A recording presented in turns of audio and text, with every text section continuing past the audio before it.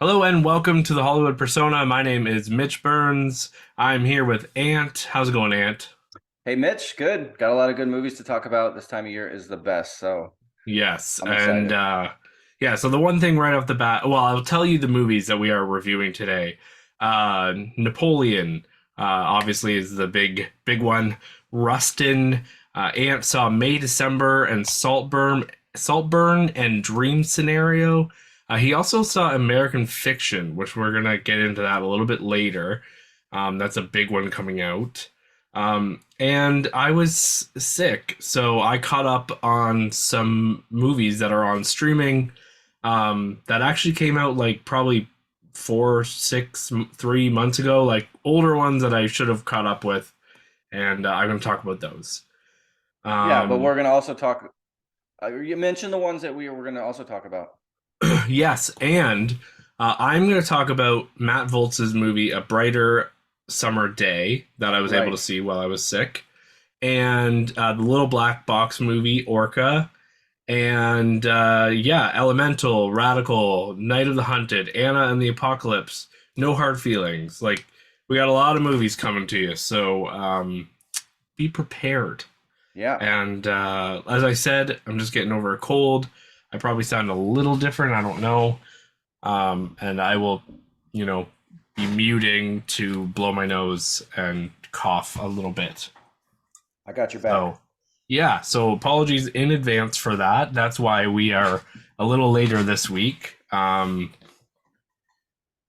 But yeah, let's get into it.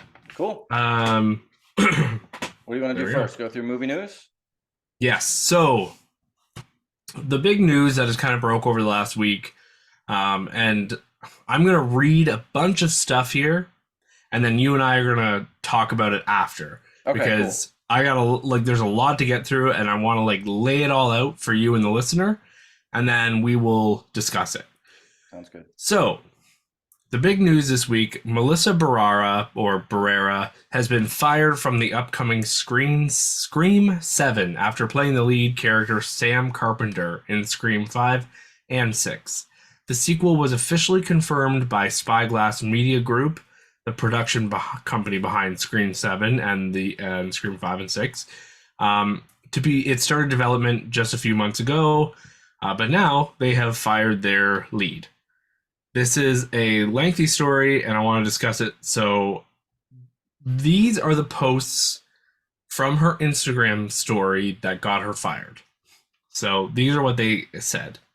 I have been actively looking for videos and information about the Palestinian side for the last 2 weeks or so, following accounts, etc. And for anyone who doesn't know, this is obviously about the Palestinian Israel war going on between Gaza and all that. So, um, then she goes on to say, why? Because Western media only shows the other side. Why they do that, I will let you deduce that yourself. Usually the algorithm on social media gets the gist. Well, my Discover page on Instagram will only show me videos showing and talking about the Israeli side. Censorship is very real. Palestinians know this. They know the world has been trying to make them invisible for decades. Keep sharing. And then she posted, I too come from a colonized country. And she posted the Mexican flag That's what it looks because like. she is Mexican. And then she posted, Palestine will be free. And then at the bottom she wrote, they tried to bury us. They didn't know we were seeds. Um, Hold on while I blow my nose. I like that quote. Actually, I've never heard that. They tried to bury us. They didn't know we were seeds. I'm going to mention another quote when we discuss this. So go ahead. Okay. God, you're. I wish I didn't mute that because that was so sexy. Um, Oh, I thought you muted just yourself. yeah, I did.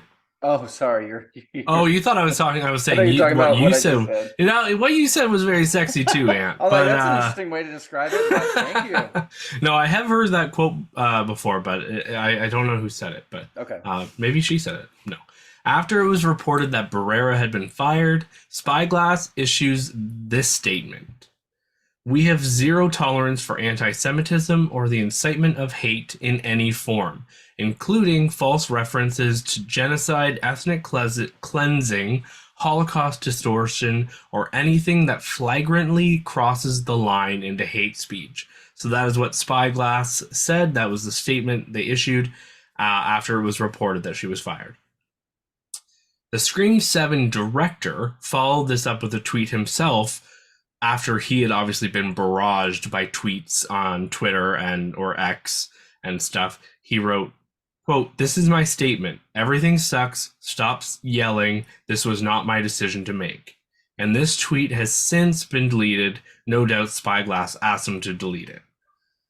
Barrera responded later with this on her Instagram story. Quote, first and foremost, I condemn anti-Semitism and Islamophobia. I condemn hate and prejudice of any kind against any group of people. As a Latina, a proud Mexicana, I feel the responsibility of having a platform that allows me the privilege of being heard, and therefore I have tried to use it to raise awareness about issues I care about and to lend my voice to those in need. Every person on this earth deserves equal human rights, dignity, and of course, freedom.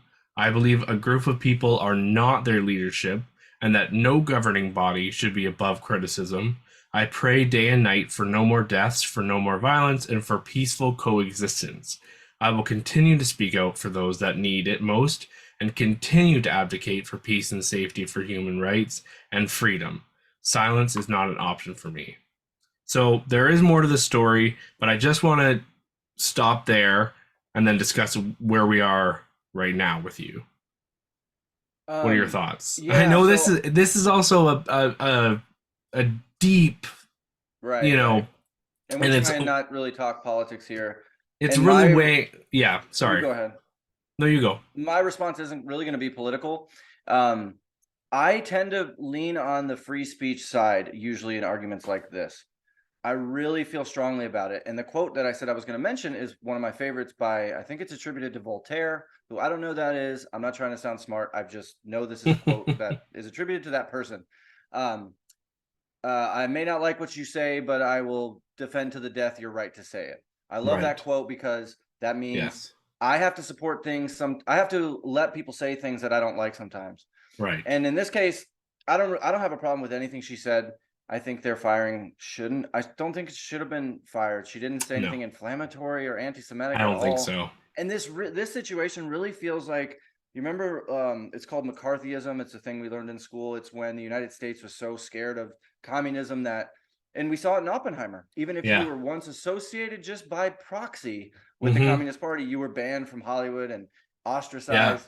And that sucks. And, I think in free nations like Canada and the US and the UK, in the UK has much more stricter rules on speech that I don't like. So yeah, I think this is a bummer.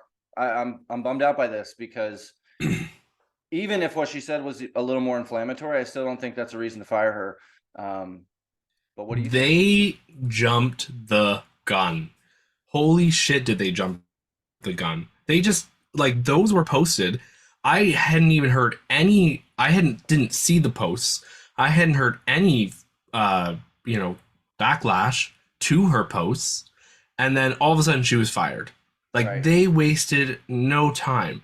And she is the lead of Scream 5 and Scream 6. And spoiler alert, she lives to the end of Scream 6. And the story is set up to continue with her. Right. They really shot themselves in the foot. And to comment on what she said, I don't necessarily see anything wrong about it. She's saying that she would like to hear more about what is going on with the Palestinian side. The United States considers Israel a huge ally. They have for a long time. And I think maybe, sorry, not to say you, but your news media over there maybe is showing more of that because you guys have such an alliance with Israel. No and it was Hamas that, I don't know all the details, and Hamas is separate from Palestine. That's it doesn't matter. I think her firing was unnecessary, and like I'm sure they could have reached out to her and said, "Hey, we're a little stressed. We're worried that your posts are gonna cause some backlash. Could you delete it?" I don't know, Yeah, but and we did anyways, talk about this, and I think on the last episode where I think I said this to you something like, if I was this person's agent, I would just tell him, don't say anything about yeah, any of this, right? yeah. Didn't we talked about that? Because there's been little because this situation over in Israel and Palestine is very complicated and very multifaceted, and we aren't going to know the answers or what was right and what was wrong for years to come. I mean, in years there will be like, okay, well, we figured out this is going on, this was going on. It's not easy. Like we will look back on what happened with 9/11 and, sending our troops, blah blah, like a lot of what happened there, we look back with it like, did we respond too quickly? I'm not saying we did. I'm just Yeah, saying no, like I think like it's well known now that, or and even at the time, but especially now, looking back, like you said, at 9/11, the United mhm, States then entered in a war with Iraq, which had nothing to do with right, 9/11. It right. was, Saudis. So this could be similar, where we look forward and see, oh, things were more complicated than we initially saw it from the news Exactly. day one, you know? And that's kind of all she's saying in her posts. Yeah. Like, this is a complicated issue. But, anyways, I'll continue with the story here because it obviously gets a little crazier. Because a day or two later, after this news dropped, Jenna Ortega, who is a huge star right now, she plays Tara Carpenter, Melissa Barrera's sister in the Scream movies, the last two Scream movies, has dropped out of Scream 7 due to quote unquote scheduling conflicts with the second season of her Netflix TV show Wednesday, in which she plays the lead, Wednesday Adams. Um, so that's obviously like, I'm pretty sure if she had come to them and said, "Hey, this is going to interfere with Wednesday," they would have moved the shoot because she's a Yeah. big star and they want her. Yeah. This is Obviously, clearly her being in solidarity, I think, with Barrera. It's yeah, obvious. and there hasn't really been a lot of talk from her, but she also is. I don't know. I think she's quieter on social media, so there hasn't been any kind of response from her. Anyways, this will make for a very interesting process of what Scream 7 will look like. Yeah. If you want to read that next sentence, and then I want to say something. Yeah, so Nev Campbell, who was absent in the last movie, is reportedly being eyed to return now, as well as Patrick Dempsey, who was in an earlier film. So they are looking at different avenues.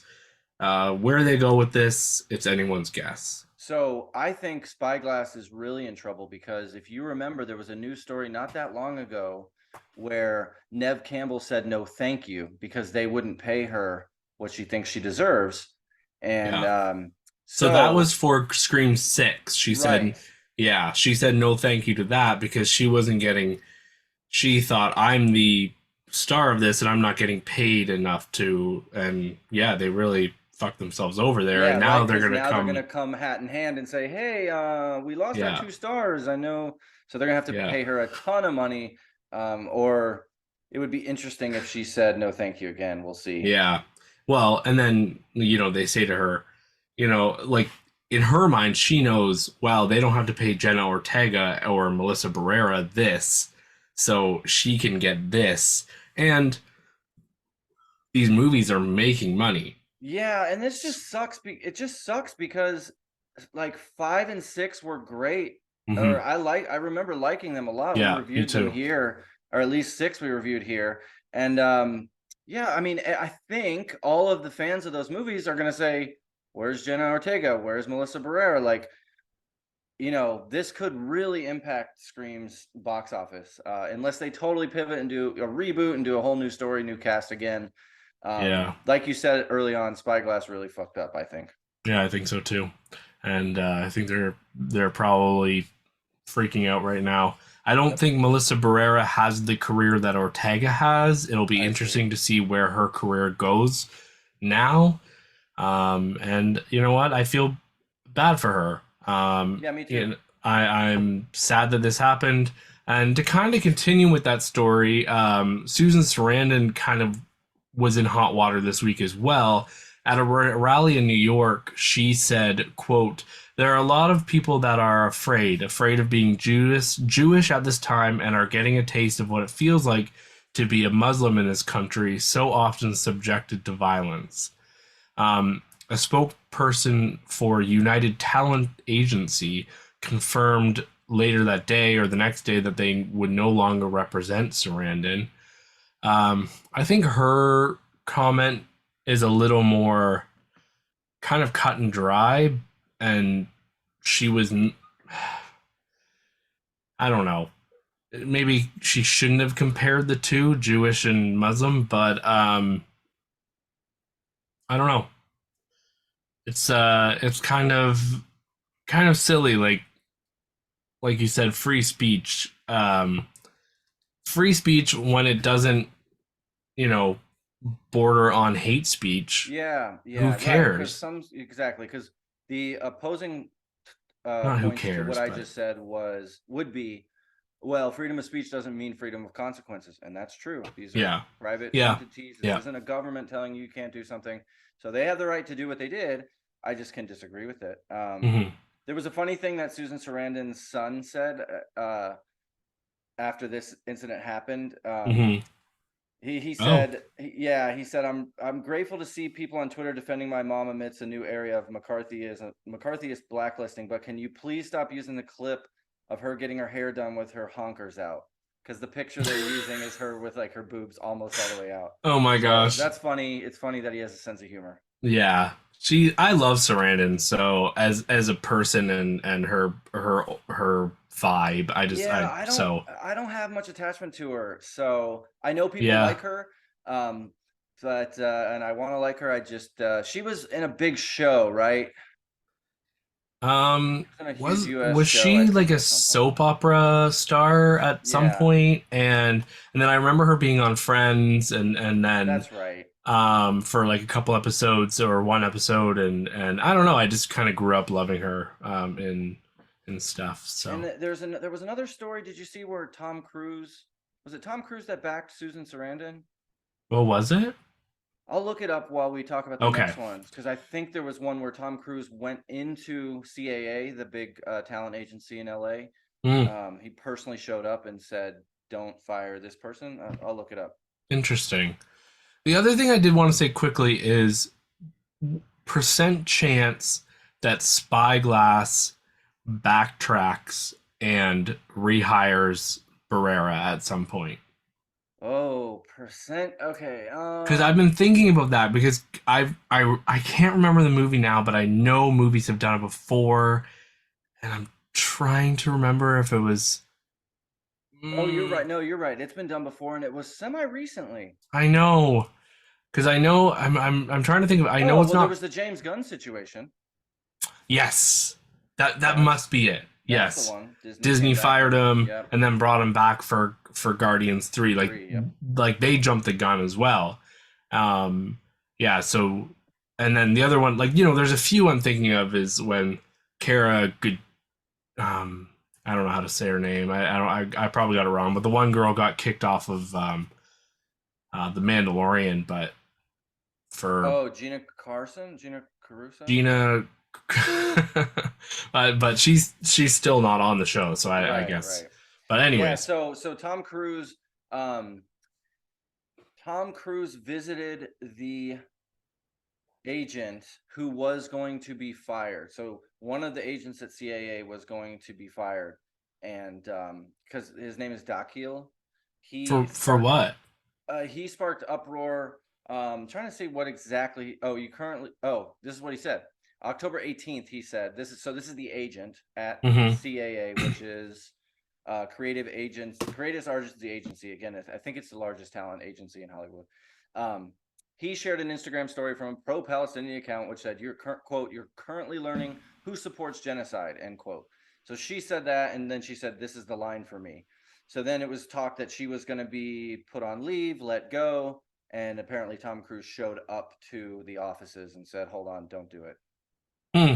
So there you go. That's interesting because Tom Cruise has been like Right. very wary of getting into the spotlight ever since the whole couch Katie Yeah, Holmes and that was like shit. 2007. Yeah, like He's been he, good at staying out of the yeah. controversies. Like, So that's tip interesting. my cap to him, you know. Yeah. So let's get into some more fun news topics. Willem Dafoe will be in Beetlejuice. He announced, I don't think he was supposed to announce it, but he accidentally said in an interview that he will be playing a dead person.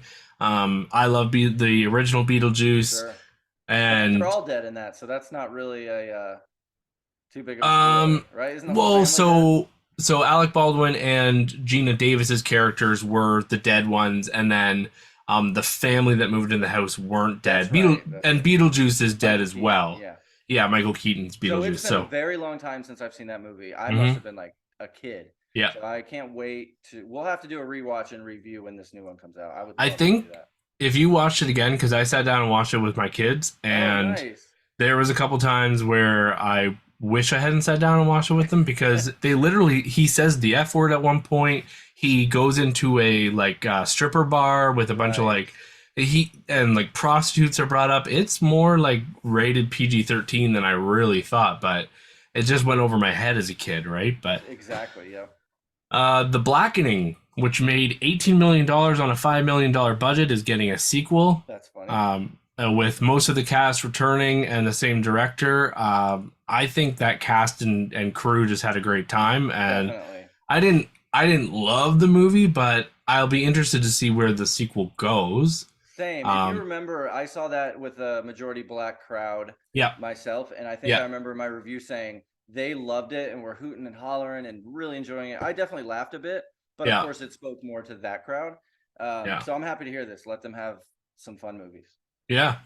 Um, so the Bike Riders, which is one of the like rest in peace of 2023, which we will not be getting this year because of the writers slash actors strike. Oh It yeah, I was saw this trailer at some point. yeah, it was supposed to be out this weekend. Tom Hardy, Austin Butler. It was supposed to be an Oscar contender, maybe.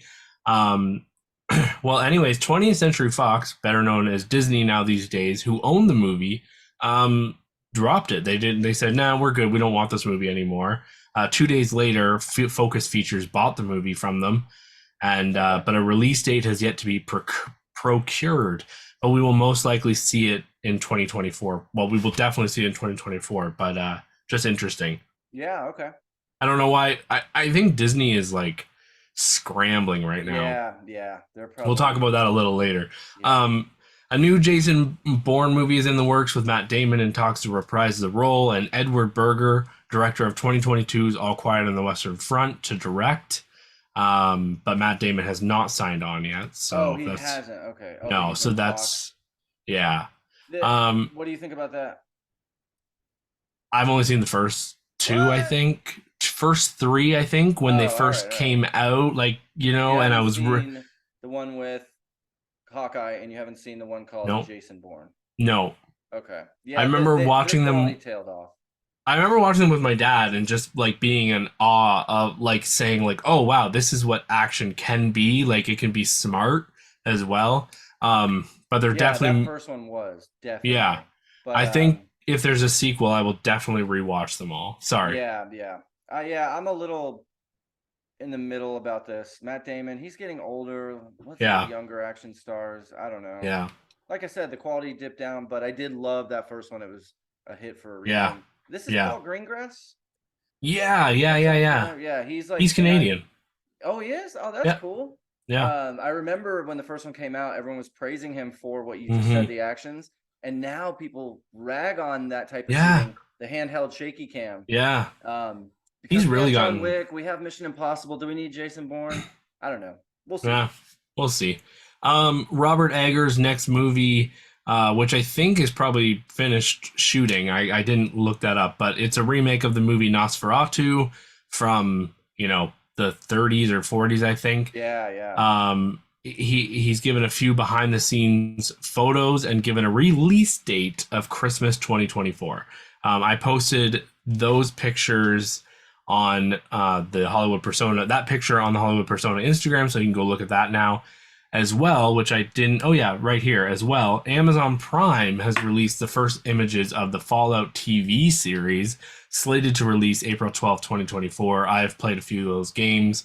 The images look really cool. They look really accurate to the game, Mm. and I am excited. So those are on the Hollywood Persona Instagram as well, so you can go take a look at those. All right. So I want to comment on both of those. Yeah. Nosferatu, that's exciting to me. Anything Robert Eggers does, Oh, of forever, course. I will be Yeah. there. He's Yeah. so I need to detailed. rewatch The Northman. Oh, Yeah, man, that was so good. I really wish that got more. I wish it was released in the fall. yeah. Um, yeah, that was so good. I forgot that was So him. good. So And good. of course, The Witch Yeah. and The Lighthouse, right? The Lighthouse. So this is cool, and this will maybe get me to watch Nosferatu. I haven't seen it. Of course, I know I've seen lots of adaptations. We just had that other It's good. movie, Demeter, the Demeter, Right. which is Yes. from that book, right? That's one chapter. That's from the Bram Stoker's Oh, yes, Dracula. Dracula. So this is a little different. I think Nosferatu came first. I can't remember. I just read Dracula, but anyways. Yeah, so that's cool. And then Fallout. I did play Fallout. I did play a Fallout game too. I'm always timid though with game adaptations. You know, Mhm. we just had what was it? Not the Resident Evil, although that one was bad too. But what was the one with the black guy from John Wick? It was a series and people hated it. Call of Duty, right? No. I know we had The Last of Us, which was good. I haven't seen it yet, but and I never played the game. But the black guy from what? John Wick. He was the hotel manager. He was in a Well, he was the video. hotel front desk clerk. I know. He just died, Lance Reddick. Yes, Lance Reddick. Yeah. But I can't remember what He was movie in he was. a A video video game game. show. Okay. I Let's see. know. Why do I want to? I keep wanting to say Rings of Power. I know I'm wrong. No, so and you're sure it wasn't Call of Duty? No, I'm sure The Witcher. Oh, I guess it was Resident Evil. Halo. Okay. No, it was Resident Evil. They did the Halo TV show. Was he in that? He Okay. was Wesker. So it was a Okay. Resident Evil TV series. So I guess. Oh yeah. Yeah. I heard that was like okay. I thought I heard it wasn't very good. It's 4.2 on IMDb. Okay, never mind. So that's not great for IMDb's numbers, but Yeah. So we'll see. Fallout is yeah. I think with the success of Mario and then the success of The Last of Us, I think people are starting to get a little realize that there is such a big market out there. I mean, we've got the Zelda movie coming, we've got stuff like that. So it's interesting. Yeah. Okay, let's tell that us. Could really be the next superhero thing, right? I think so. With the superhero fatigue. Yep. Yeah. I mean, like after Mario did so big, how could you, if you're another studio that has IP sitting in your vault, how could you say, let's not try this, Like, especially someone like, it's these companies that might not be doing so well, like Sega or something like that have the rights to these games. It can be like, hey, you want to make a movie out of this? Sonic, Pokemon, both recent hits. Yeah. Yep. So, anyways, tell us about the box office. All right, cool. Let's do box office. So this was for this past weekend, and Thanksgiving in the United States Day. So this week is always just counted for 5 days. Because the movies come out Tuesday night, as if it were a Thursday night for Friday. So these are 5-day numbers. The Hunger Games came in first place, even though that was in its second week. So good for them with 42 million. The new movie Napoleon came in second place with 32.5. And then new movie Wish by Disney Animation Studios debuted in third place with only 31.7 million over the 5-day. It's pretty rough. Yeah. And then Trolls 3 in its third week, I think, came in at fourth with 25.3. So that movie's doing just fine. And Hmm. then this is cool to me. Thanksgiving was in fifth place with 11.1 million. That's a Blumhouse movie. Yeah, that's Blumhouse produced, I think. Blumhouse is killing it. Yeah, they really, really always are. So with an impressive second week drop of only 31%, which is the smallest drop for any horror movie in 2023. It's a little different because this is around the Thanksgiving holiday where people go out to the movies all the Hmm. time for that Hmm. holiday because Yeah. they're with their families and it's like 2, 3 days. All right, let's get out of the house and go see a movie, just like I did. Um, Well, so is that yeah. weird for you, getting out of the house and going to see a movie? No, no, it's definitely not. But going out with family members and seeing a movie is weird. Yeah, Um, true. so yeah, I went and saw Napoleon with my dad. Oh And then yeah. Marvel's was at, I don't know, number 8 or 9 for the 5 day. Their total is 76 million, 188 worldwide, with an estimated 275 million budget. We've already talked this movie plenty, Yeah. and we're going to talk some more Disney stuff in just a second. So Yeah. it's just a bummer to see. It probably won't even crack 100 million domestic, which is No. so crazy that it's going to do less than the Flash and like Blue Beetle and Black Adam. It's so weird I because was yeah, sorry. It's no, weird cuz it's weird just because it's a sequel to a $1 billion movie. It's a Marvel okay. movie. What were you gonna say? That's what I was going to say. I did not know Captain Marvel made over $1 billion. Yeah, man, like That's 1.1. nuts. It's I was really watching one of nuts. those videos where it shows you like the highest grossing movies of all time, like over time, and it was like one of those pictograph things. And then Captain Marvel came up, and I was like, Captain Marvel was like in the top 10 or was like in talks for being one of the highest grossing movies. And I was like, what? Yeah, That's yeah, crazy. yeah. And Crazy. I think the answer to that is because it was sandwiched between Infinity War and Endgame. If it had come True. out any other time, True. it probably still would have made a lot of money Hmm. back when Marvel Fever was at its highest, but it was right Yeah. between the two. So everyone knew there might be a hint or something in here might. Yeah. Yeah, that's So true. yeah, And that it was the definitely helped. first female one. It was before Disney went Black quote Widow. unquote woke, Right. is what a lot of people are saying now. But anyways, All right, I'm so not saying that. I'm just yeah, no, I hear you. So this marks Disney's second disappointing Thanksgiving in a row, following the flop of Strange World in 2022. That was a bad flop, yeah. yeah. Same weekend. Right. That was over Thanksgiving. Yeah. Yeah. Um, Wish adds to Disney's string of 2023 failures, including Indiana Jones and The Haunted Mansion. Oh man, that one bombed really bad. Yeah. Yeah. They really should have held that for around Halloween. I said that at the time when we Yeah. reviewed it, even But though I it wasn't very see good. And see, that's we were kind of talking about this over text. See, that's where they shoot themselves in the foot. They put it out at that time so it can be on Disney Plus for Halloween. Yeah, we did talk about that. Well, that fucks with that fucks with everything because then you're basically saying, "Hey, you can go see this in theaters now, but don't worry, it'll be ready for you for free on Halloween." Yep. Or if you were So, waiting for this movie, let's say you wanted to see it, yeah. and it hits Disney Plus Thanksgiving, then you Mhm. can say, "Oh, that haunted movie just hit Disney. Let's skip Wish in theaters." Like you Right. said, we were talking about them competing with Yeah. themselves. They are. They're Yeah. really competing with themselves, shot themselves in the foot, and they all, Yeah. all the streaming companies are going to have to deal with this. But Yeah. I want to point this out. Five Nights at Freddy came on streaming and theaters at the same time and still Yeah. made almost $80 million. So Yeah. it's possible, so it's possible to have both platforms, streaming and theaters, doing well. Yeah. Um, so yeah, anyway, so that's Disney. Yeah. Speaking of Five Nights at Freddy's, it's become the highest grossing film in Blumhouse's history, surpassing the previous record holder Split, um, which is crazy and funny, but go Yeah. Five Nights at Freddy, good for you. Um, Despite dropping out of the top 10 in the US, Killers of the Flower Moon has crossed 150 million worldwide milestone. That's good for that movie. That one is remember that's an Apple TV Plus prestige movie. It did have a $200 million budget, but when people talk about this movie as far as box office goes, they often say, "Oh, this wasn't necessarily made for box office. It was more prestige to attract people to their service more." But yeah, it's still, I mean, 200, 150.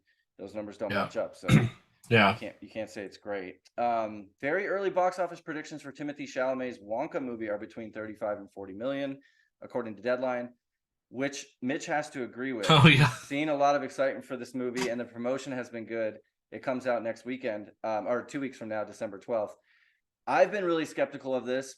Me too. However, I will say that in line with what you wrote, I've seen a couple critics because It broke critics just got today. to see this, yeah, Yeah. today, and a few of them have said good things. So I'm Hmm. shocked to hear that. So now I'm kind of looking forward to it. Like every person I know is eager to see it. I've walked by several people who see the trailer, like families saying, "Oh, we got to see that." Right. It's I don't know. I've just seen like it's almost like weird just seeing lots of buzz, but yeah. Yeah. All right. So that wraps up box office and news. Let's get into our reviews. Where do you want to start? You're going to tell us about this movie you saw. Tell us about the event and how you saw it Okay. Yeah. and just some precursory thoughts. Sure. All right. So I saw yesterday on Tuesday, the 28th, American Fiction. This is the Todd Haynes. No. Wait. No, Todd not Todd Haynes Haynes. is Yeah. the Made December. yeah. Um, Cord Jefferson. That's right. This is a directorial debut, which is Is it? insane. Yes. Oh. Which is insane. Yeah. It's Jeffrey Wright, and this one we talked about this one because it won the audience award at TIFF, and since 2011, the audience award winner at TIFF has gone on to be nominated for Best Picture. Hmm. I was going to review this tonight for you guys, but this doesn't come out until December 22nd, almost a month away. Hmm. And so I want to wait until you have a chance to see it and our audience does, because if we record the review now and you hear it now, you won't remember much by the time it comes out. And are you really going to backtrack to this podcast in a month when there's 4 more episodes in front of it? So I do just want to say that I absolutely loved it. I'm sitting at 4.5, 5 stars. It's really great. And Jeffrey Wright is awesome. And I hope he gets nominated for this. Have you seen the trailer, Mitch? No, I know nothing about it. So that's how I experienced it too. I'd seen a piece of the trailer, but as you know, I try and avoid trailers, so I didn't know Me much too. either. So for you listeners, I would say just go into it without knowing anything. I'll just say it's genre. It's like social satire, Hmm. comedy. It's not a true story. No, this Okay. isn't a true story. It's done very clever. It has just really creative ways of telling this story. Hmm. And like I said, Jeffrey Wright is incredible, and it's very of today. It's very prescient and Mm. um, makes fun of the media and us as audiences and the shit that we eat up when Okay. maybe we shouldn't, And it deals a lot with, I want to say it's like it deals a lot with being black in Mm. America or being black in North America these days, and um, what expectations are for you in society. And I know that sounds boring and exhausting and we've seen that so many times, but this one is written just so well. The characters are awesome, and I can't Okay. wait for others to see it, and I'll review it closer to when it comes out. That's American Fiction. I didn't love Don't Look Up, but is there a similar vibe there at This is all? this is much better than Don't Look Up. Yeah. I It did just like Don't Look sounds Up. Yeah, yeah. And so Don't Look Up is the bad version of this, I would say. okay. It's like the oh come on, or like eye roll. I get Yeah. it. Yeah, Don't Look Up Americans was are too stupid. in your face and kind of unfunny. Yeah, and it hits you over the head with this message. Whereas this movie has a message, but it's meta in the sense that the movie is portraying that message Okay. and making me think, am I what the movie's making fun of? Like, am I seeing movies that they're talking about here? Yeah. I When felt really I should be demanding movies that are different and show people in a different light than just say mhm. slaves or um, the mystical magical Negro. I'm sure you've heard that term before. No, I haven't You actually. haven't? Oh, it's No. talked in movies where a black guy is the savior and fixes Oh. everything because he's magical. Oh, I've It's heard a the tr- white savior trope, but no. There's also the mystical magical Negro trope where mm, the black person does something magical. They can't just be normal. They have to be magical and have some kind of Oh special yeah, no. abilities. And Oh you'll see man, that in lots and lots and for lots of movies. sure. And to be fair, I think that's some people's way of trying to be inclusive and helpful, because they say, look, we're giving a Black person a great role and they're the hero Hmm. and they're the savior. And people criticize that by saying, can't they just be normal? Can't they have Yeah. flaws? And there's a whole discussion there. But yeah, American Fiction, it's so cool. It's awesome that this is um, a directorial debut, and the ending is awesome. They do a Okay. really creative trick where it's like not choose your own adventure, but there's like it tricks you at the end. You're like, oh wait, no, wait, is this? Oh, okay. It's Hmm. great, and my theater loved it. So, but how I saw Interesting. it was Oh yeah. AMC Theaters was doing, and they have one more coming on the 12th of December, Poor called. things. I hope it's poor things. Oh my God! Well, actually, I don't think it is. I'll tell you why. Okay. Okay. They do this thing called Screen Unseen. This is how I saw Next Goal Wins a few weeks Right. ago. It's $5, but they don't tell you what the movie's going to be. All you know is the runtime and the rating. And I know it's not Poor Things because the next one is PG-13 again. This was R, Mm, okay. and Poor Things is rated R. Cool. So we'll I don't see. want to. I don't want to alarm you, but your chairs have gotten up on the couch again. I know they're not allowed on the I couch, thought, so if you I want to thought yell you at might them. say something about that, and the truth is I haven't taken them down, because last time we recorded, I was like about to go out of town, and I But have one of those Roomba vacuums, right. and it'll work around it, Uh but huh. it's just You better want to if I get that take, part under the chair. yeah, if I take the shit off the floors, and so yeah, it's pretty bad. I need to take But them there's down. more of them than last time, so I just wanted to let you know. If next week there's like 4 on there, I'm gonna be really concerned. Dude, next week I'm Okay. gonna get on camera and have like my whole house empty chairs and not say anything about it. All Oh, right. that reminds me of I Love You Man, when they're in the hotel room and he's like high and it's like all the different chairs. Oh, that's one of my favorite comedies. I Anyways, don't remember. I've seen the movie, but what it reminds me of is, did you ever see Phenomenon with John Travolta? no. Oh well, he's trying to get with this chick, and she makes handmade chairs, and he buys like every single one from her. She eventually shows Oh. up at his house, and his house is full of them, and she's like, "What the fuck, dude?" That's funny. Yeah. Um yeah, let's get into the big, like literally big Napoleon. Um I can kind of set it up. You've done a little bit of talking. Go for it. Um So Napoleon is a 2023 movie. Clocks in at 2 hours and almost 40 minutes to 2:38. An epic that details the checkered rise and fall of French Emperor Napoleon Bonaparte and his relentless journey to power. Um, and it very much focuses on his relationship with his wife Josephine. This is starring Joaquin Phoenix as Napoleon, Vanessa Kirby as his wife Josephine. The rest of the cast, I mean, Tahar Not really notable. Rahim, Yeah. Rupert Everett, but I didn't really notice anybody else. Like I didn't even know Rupert Everett was in there.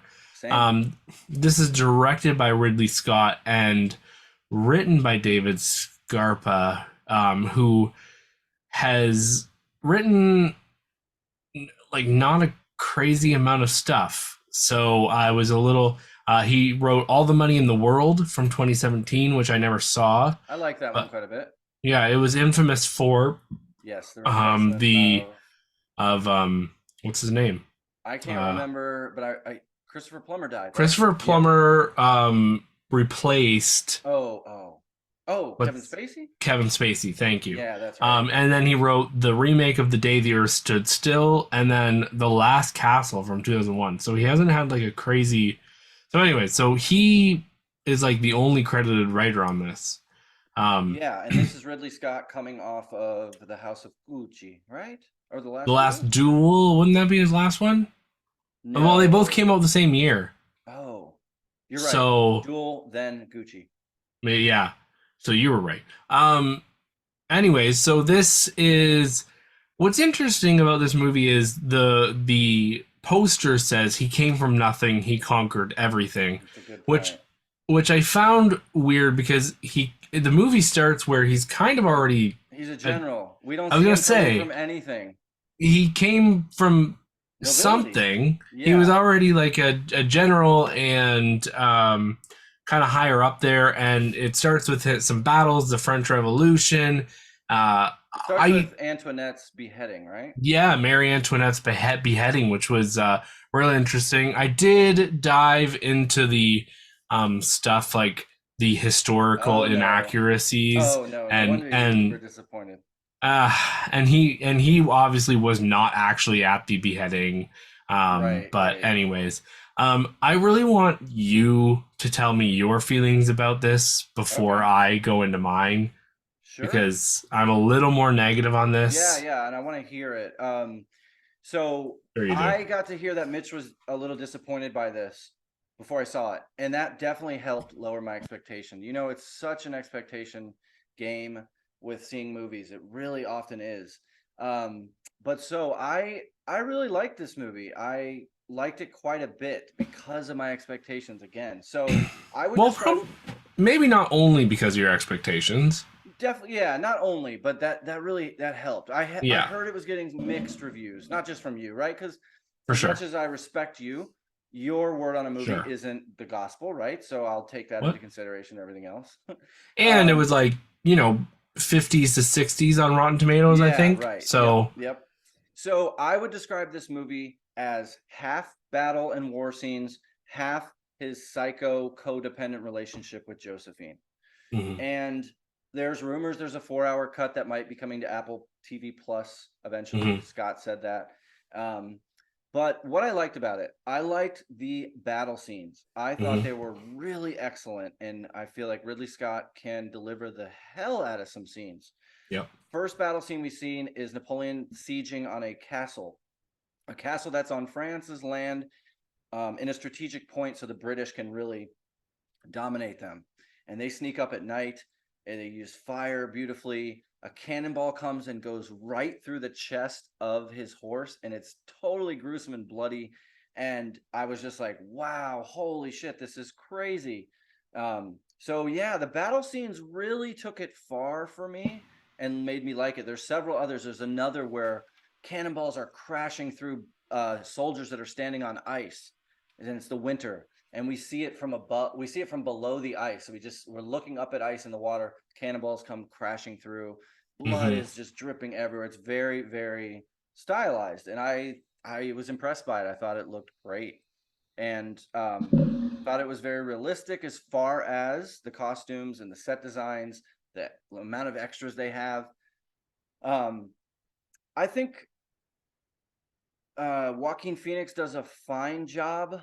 And I also want to say I don't know much about this time. As much as I like World War II and history, this is a blank spot for me. I really don't know much Me about too. Me this too. period. So the inaccuracies of history would just fly right over. But I will say there's a lot in this story. I can see why there's a 4 hour cut. We jump Mhm. to time. We don't see his early life. You know, like you just mentioned, it says he came from nothing. We don't see that he came from anywhere. The movie starts with him as a general, And he very quickly rises. and he very quickly rises. And then we go 6 years into the head. And then, of course, at the denouement, the closing scene where we get text on the screen and it says the Yeah. facts about what he had done. Right. I'm like, what? Where did that happen? We didn't see this, and this. So I can see why people have complaints with this, but it definitely had my attention. I really enjoyed it, and I want to say Vanessa Kirby was really good too. She was Mhm. fierce and would. Honestly, she's always good. She Phenomenal. really is. Do you remember that movie she did recently with Shia LaBeouf where she gave birth at home, and it was that Oh, one long take? Incredible scene, I would incredible never tell movie. anybody to watch that movie, Same. but like watch that opening first half an hour. Pieces of Yep. a Woman. Pieces of a Woman. It's Thank on you. Netflix. It was a Netflix movie. Yep. Watch that first half an hour and just be distraught for the rest of the day. It's It powerful. So yeah, is so she's powerful. really good. She's manipulative, and she is a good yin to his yang. He can be like a real prick to her and she'll take it, but then the next scene she'll fuck with him and get in his head and maybe Hmm. even repeat the same lines, mean lines he said to her just moments ago. So um Hmm. so yeah, I'm gonna let you go ahead in just a second. I did hear a complaint that I can kind of agree with today. I was listening to a review. someone was saying that they were complaining about the accents, and that didn't bother me. I know that that can be a hang up for people. Why are these people all speaking English? Why do some have British accents, Australian accents, American accents? And I can understand that, but I have two counterpoints. One, did you see the death of Stalin? Everyone praised the death of Stalin because none of those actors tried to use Russian accents. Second, would you rather have had all these people doing terrible France accents or not, right? Because that would stick out so much more if Joaquin Phoenix was doing a French accent speaking English, and Vanessa Kirby, same thing. So that doesn't bother me as much, but I could see why someone from France or Mm-hmm. who even knows any French would be like, why isn't this in French, you know? Mm-hmm. But yeah, I think the battle scenes make it worth it. That's what I'll say. Yeah.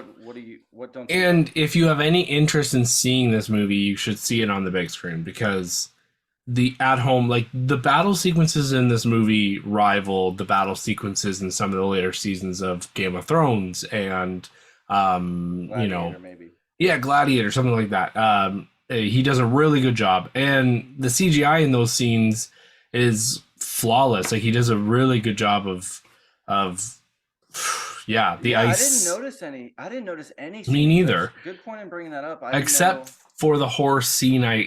Oh You yeah, know, okay. it was very dark, but later on, like with the armies and the battles, like the actual explosions and stuff, I was like, this all looks so realistic. And choreographed well. There, let me say something. Yeah. There's a battle scene where the defensive Mm, tactic forms very a cool. square so they Hmm. can fight off cavalry. Cavalry has to circle around it while they can just take shots at it with muskets.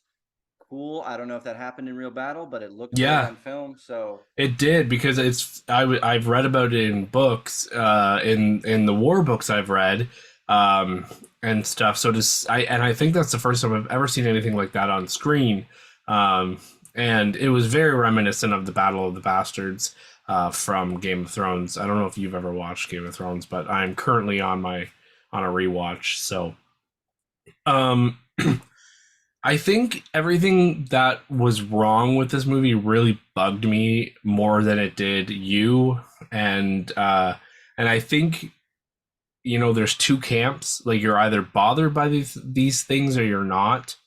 Um, I was kind of frustrated right at first because the audience is given very little clarity as to what's going on. It kind of just barrages you with scene after scene. Like it almost feels like, okay, here's this scene, like vignettes. Like here's this, and then we're gonna move on to this, and then here's this, and then now here's a battle, and and do I blame Ridley Scott or the? I don't. This is the Napoleon is the movie that Stanley Kubrick, one of the greatest directors of all time, he wanted to make, and he didn't know how to make, and he toiled over this movie and how to make this movie because this is a huge story to tell. Like this movie, I think is a movie that needs to be made as a mini series because, like you said, I read some of that today that Ridley Scott has a 4 hour and 10 minute version, that he wants to bring to the theaters. Actually, he said, whether or not that happens, but hopefully maybe on um, Apple Apple Plus. TV Plus. Yeah. Um, I didn't find the relationship between Napoleon and Josephine or Juliet. Josephine. Josephine. I didn't find the relationship developed well enough. It was kind of like they were talking and all of a sudden like they're married. It just, I don't know. Everything just happened so quickly. Yeah, you know what? What I'm hearing, and I think I would agree with you, the movie feels like they filmed scenes from this guy's Wikipedia page. So it's like Hmm. he did this, let's film it. He did this, let's film it. Boom, boom, boom, right? Because you're right. You're right about the relationship. It was he met her one day, they had one more scene, and then they're married. And then, you know, he goes to war. Something happens, and then he comes back to her, and there's something between it. Just, uh, Yeah, I ended up. I heard other people say Mhm. actually, yeah, two things that will help your point maybe. One is the movie Lincoln, right? Right. That wasn't Lincoln's whole story. That was a small period in time, and that's Right. why that one worked. Maybe Right. Scott should have done that here. Second thing is, this is actually really insightful. Jeff Kanata, a film critic that I like, said this. He said, I think that these old legacy directors, Martin Scorsese, Ridley Scott, guys like Yeah. that, they're so still in the mindset that TV is TV and Right. not movies. They're Right. afraid to do a limited series where both Killers and Napoleon would probably be better as limited series. Yeah. I think that he might be right because these guys are 80 plus, and you know, Yeah. prestige TV now is just as good, if not better, than movies often. So, Yeah. would you agree there? Yeah, I would. Yeah. I hadn't thought about it that way Me neither. And I because thought that you was look at interesting. some people who are a little younger, like David Fincher, who did go into TV and was very successful with Yep. Manhunter, I think it's called. Yeah. Mindhunter. Mindhunter, and a There's couple a other few people. examples. Yeah. There's definitely a few examples. So, and Taylor Sheridan. yeah, Taylor Sheridan. Ty is the actor. I think Taylor is the director. He did that Western series. He's doing a whole bunch of those, but he Yes. did yeah. Oh Anyway, yeah, Yellowstone. Yeah, yeah, he did He's done Yellowstone, and and huge he's a younger success. director, right? Yeah. And so as much as I groan and I'm like, no, come back to I movies, know. I but I see know. why they do what they do. And also, who did Midnight Mass and the sequel Oh to The yeah. Shining? Oh. Mike Flanagan. Mike Flanagan. Thank He's you. another one, right? Yeah. So yeah, I bet there's a kernel of truth to that Ridley Scott and Scorsese and maybe it's like a handful or six Yeah. of these older classic directors where they think no, it's got to be, and that's why they're so long because they don't want to do a series, so they Yeah. they try and cram it all into one. So yeah, I get the criticisms and But I didn't understand what Ridley Scott was going for. I feel like it was a complete misfire in a lot of ways. I didn't know what he was going for with the tone. It's these epic battle scenes, like, that are, something you would see in like Saving Private Ryan, like so serious and stuff. And even Napoleon in those scenes is like this general or leader of the battle. And then it goes to these other scenes where he's a joke. Like Napoleon himself is a joke. And, he's being hit by his wife or like, having angry sex, which is like, which. You're right. It did jump in tone a lot from comedic to serious battle. You're absolutely right. Yeah, it was just like I didn't understand. I was like, is this movie like it feels like a joke? And what felt the most to me like a joke and is probably my biggest take, like the thing I hated most about this movie was Joaquin Phoenix, who I love deeply in everything. Beau was Afraid. He was incredible in Beau was Afraid. But like this, I think he was trying to do something. I think Ridley Scott had asked him to do something. I hated him in this role because it was just Joaquin Phoenix walking through the movie with a big fucking hat on, and I just He I never wanted takes his hat or uniform off. I don't think there's a single scene with him without the uniform no, on. yeah, I think you're right. Right? And Yeah, so that doesn't let us get to know him more as a person. right, right. So I can't argue really with what you're saying. No, and I think this is like one of those movies where it's gonna work for you or you don't. Like you're gonna if I tell you my issues with it, you're gonna be like, yeah, I can see that, but I enjoyed it.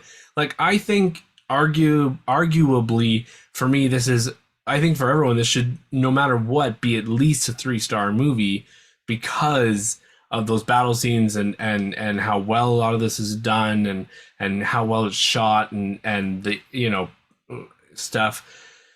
But I had to give it 2 stars because I was just so disappointed. And like I said, I didn't know a lot about the history in the French Revolution, and it went to this stuff in courtrooms and stuff, and the handling of power beyond between the French, and I didn't really know what was going on completely. Like, and the every other character in this movie is underwritten. Like we don't know anyone else. I couldn't tell you another character's name. I don't like. There's so many like side characters in this movie, like there's a million of them that like they're just brief seconds of time, and you might never see them again. Yeah, and there's his Um, brother, and I was during the movie, I'm like, wait, is yeah, this his brother, or is that his boss, or is that his brother, and is that his boss? Like, and we see them just briefly. We see his mom once briefly. right, Um, right. so yeah, you're right. And it just really feels like so much was cut out. And there's one last thing I'm just gonna say is like about 2 hours into the movie, all of a sudden there's narration Oh, that's right. from Napoleon himself, Oh Joaquin yeah. Phoenix. And He like he's gives like, exiled, then he's back and somehow emperor again just from one scene. Like yeah, it really jumps from plot point to plot point instead of drawing a consistent narrative line. I think Ridley Scott did the best he could. I honestly think he did, but it just didn't work for me, and I for the most part didn't really like it, honestly, and I feel bad saying that. Um, Okay. so it's the battle on the frozen lake never actually happened. Right. They were nowhere near pyramids. The little things like that too have kind of, Soured. yeah. So, anyways, I'm really glad you liked it. I've heard other people like it, and I'm glad. Cool. So Yeah, I would give it 4 stars. The battle scenes really wowed me. And that's actually I'm gonna awesome. see it tomorrow for a second time because my friends here in Atlanta want to see it. So I'll just go Cool. see it again. That's good. But I have an interesting fact for you that I knew about, and I Mm. have since looked up to verify that it's true because it's crazy. As we said, the opening scene starts with the beheading of Marie Antoinette. Hmm. When do you think the last time that a guillotine to chop off someone's head was used as capital punishment in Oh my France? god. Just a general guess. What would you think? I know this. I learned Be- this too a long time ago, and it's stuck with me because of how shocking it is. 1977. but wasn't the person who was beheaded he asked to be beheaded or Ooh, something like? that's a good question. I remember hearing about this. Um. Anyways, yeah, no, I do remember kind of hearing about that. Yeah. So, I, yeah. So yeah, he was France executioner did the deed. A doctor attending the event later testified that he was responsive up to 30 seconds after his head was severed from the body. That's crazy. Mm. Um, it doesn't say in this quick article I found, but yeah, No. Okay. 1977. So my dad would have been That's like crazy. 25, Yeah. Yeah. when they were still doing this. I So mean, I'm sure yeah, it's not the that's last beheading, but right. the But one, for a the one state, official. yeah, official capital to do it. So all right, we spent a lot of time We on did. Sorry. Napoleon. No, it's okay. We had lots to say. So Yeah. what do you want to do next? You go. Yeah, why don't I do May, December since I have a Yeah. couple here. All right, so May, December, as we'll mention later in this show, this is going to be on Netflix probably by the time you hear this episode. I think it comes out Friday. Hmm. And have you seen the trailer for this? Once. Okay, so this is the poster where it has Natalie Portman standing Hmm. behind Julianne Moore. And this is directed by Todd Haynes. Yeah, this is the Todd Haynes one, who you know from Carol, most recently Dark Waters with Mark Ruffalo, which was awesome. Love that Velvet movie. Underground, Far From Heaven, Wonderstruck. What else? He has one other, I think, right? That people know. No, maybe that's it. I'm Not There. I don't know that one. But yeah, so it's Todd Haynes, right? And this movie is very similar to a real life story. Well, all right. So did you see the trailer for this? I just asked you that. Briefly. Um, so what I would sum this movie up by is this is a Lifetime movie directed with a real director and awesome actors. What Mm. this movie covers is Natalie Portman plays an actor in the movie. She's an actress, and she is going to be portraying Julianne Moore in a movie about Julianne Moore's life. So Well, I'm gonna not give Julianne Moore exactly, but the the character she the plays. character Yeah. she's playing. This was filmed in and set in Tybee Island in Savannah, Georgia, which is the state that I currently reside in, and I've spent lots of time down there before for vacations and stuff. So immediately that was cool to see. That was like, oh, I know this area. It's Savannah's very famous for those trees with the hanging moss. So you Oh, drive okay. down I the love roads that. and it's beautiful. It's I'd absolutely love to see beautiful. that one day. And so this is the story. Julianne Moore plays this character who is an older woman, and she she fucked a seventh grader when she was Right. like in her I did hear about 30s. She gets arrested for it, does time in jail, gets out, gets back with the kid who's now an adult, gets married and has kids. Oh my God. So there's a real life story similar to this, but this isn't based Right. on that story. Because Okay. while I'm watching this, I'm like, this sounds so familiar. I remember this being in the news. Like, Mm. um, and so of course she's had a controversial life, right? Her and his kid um is in school with kids, like the age difference is crazy, right? Mm. He's like now 30 and she's like 58 or something. Because again, he was like 13 when they first hooked up. Um, and it was a huge controversy. Savannah and Tybee Island are small towns.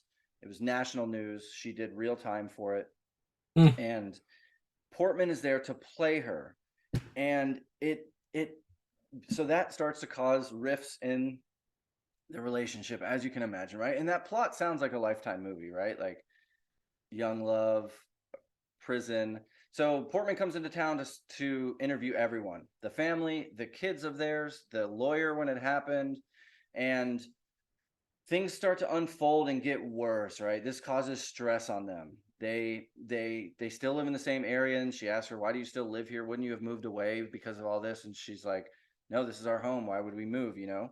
So who plays her husband, Charles Melton? He is the guy who, if you look him up, he has like the squarest, most uh Hollywood man actor jaw ever. Like he looks like a Ralph Lauren model. Is he Asian? I thought I saw he was Asian. Yeah, yeah. Or He's either Asian or Samoan or okay. half Latino, something like that. He doesn't look like Apparently, your he's white boy. incredible in this. Sorry to you were probably going to say this, but He is apparently he's fantastic. yeah. He is fantastic. And he was in Riverdale. That was what he was most known for, I guess. And he also has a really funny scene in Bad Boys for Life. You'd really have to remember that movie and the original Bad Boys to remember him. But so I won't go into that because most people probably wouldn't. Um, but yeah, so it starts. So Natalie Portman, she comes in with good intentions, but she really she's got her own things going on, and you kind of learn more of why she would pick a role like this, and she starts to get a little inappropriate in certain places. Um, Portman does. yeah, yeah. Ah, She's interviewing and she's saying, "I'm gonna play you. What do you really like? Show me how you do your makeup." She goes to the kids' schools, the kids' schools, and teaches or does a talk for the drama club. Um, the music in this is very Lifetime music as well, right? So something will happen and the music will go bum bum bum. Like really? this. Yeah, it's like I was like, what? Like Hmm. what are you doing? Is this funny? Um, and then yeah, when they do each other's makeup, it feels like a sex scene almost without sex. It's very intimate, and they're really trying to read each other. Black Swan vibes at all? Like Yeah, I don't. very very much Black Swan. Good Natalie call. Portman. Um, but it's so well acted, just extremely well acted. And Okay. again, Charles Melton is fantastic. He has to go through some serious emotions through this because he has Arrested Development. I mean, if the genders were swapped, then we would be saying this is disgusting and appalling. A 50-year-old, Hmm. 40-year-old man was hooking up with a 13-year-old girl, right? So if we use Right. that same Right. Right. mentality, he was stuck. He was stuck. He's stuck at being 13. So he's Mm. dealing with his kids going off to school, and he's never been with anyone else except maybe someone he kissed when he was in seventh grade Right. before her. Um, Right. and so he goes through a wide range of emotion, and his acting is so good because it's so precise. Even though Mm. he's this 6'5", muscular, hot, handsome man, you see him walking as like a kid walks. You see him Right. wearing shirts that don't fit right, like a kid wears a shirt that's a little too big for them because their parents got it to so they would grow into it. Lots of Right. small details are noticeable in this, and he does such a great job with it. Um, Cool. so I like this a lot. I gave it 4 stars because of the acting. I can see the two actresses getting nominated, but really Charles Melton deserves it. This is one I recommended to my mom immediately, because it's a story that she would like, and find interesting.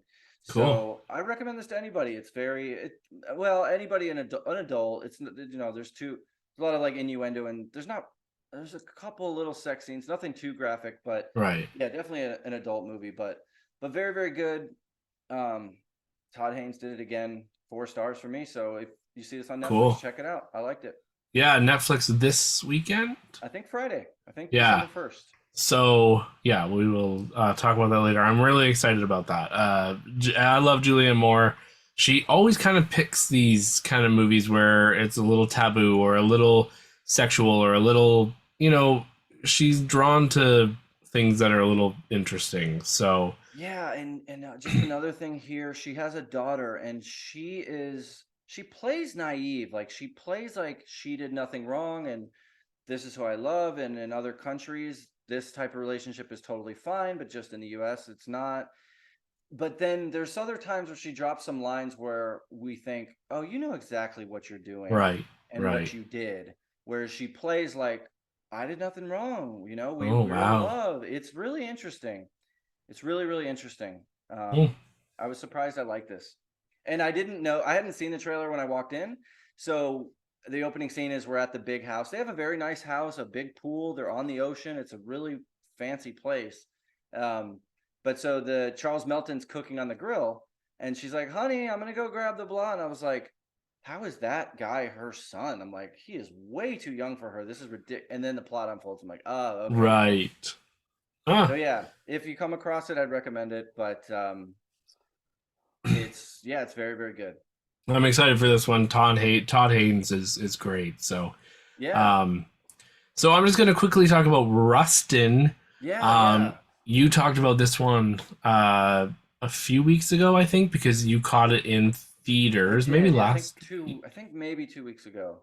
So this is the a biographical drama about what's his Oh, damn! I Bayard? forgot his. Yeah, Yeah, Maynard. Maynard. Bayard Rustin is his name, and he was kind of a right hand man to Martin Luther King, but he had a lot of his own issues at the time because he was gay. He's a homosexual. Excuse me.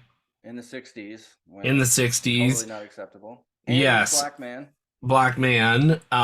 So there's this man is obviously underrepresented in the history books, and I'm really Right. happy that this was brought to the screen by the writers and director George C. Wolfe, and I know the Obamas had a hand in this because it's their Production company. Higher Yeah. Ground production company. And then it was distributed by Netflix. So I'm glad this is getting its due. Um, I really liked it, and it's actually grown on me since I thought about it. Coleman Domingo, if you've seen him in anything else, you know who he is, and like he has a very distinguished voice and who he is, and I felt like he was lost in this role. Like I did not see Coleman Domingo at I would all. agree. He was I so good. really loved his role, like his mannerisms. I'll never forget it. And it just kind of like wasn't when I was watching it, but like later I was like, wow, he was incredible. And the movie's good too. And if you Um, compare him, sorry to interrupt you, compare this role to Zola, where he played like the pimp, right. or to Candyman when he Yeah. was that. Exactly. Like yeah, Totally different role. So totally different. he's really on a run here because, Yeah. like you I said, think he's he's so going to memorable. be one of our greats, and I think he's had a very slow rise. I've liked him for a while. Um, and obviously, whole movie is about the March on Washington, one of the biggest or the biggest march to ever happen to the White House, and with Martin Luther King, it ends in the "I Have a Dream" speech. Not the movie, but the March on Yeah. Washington.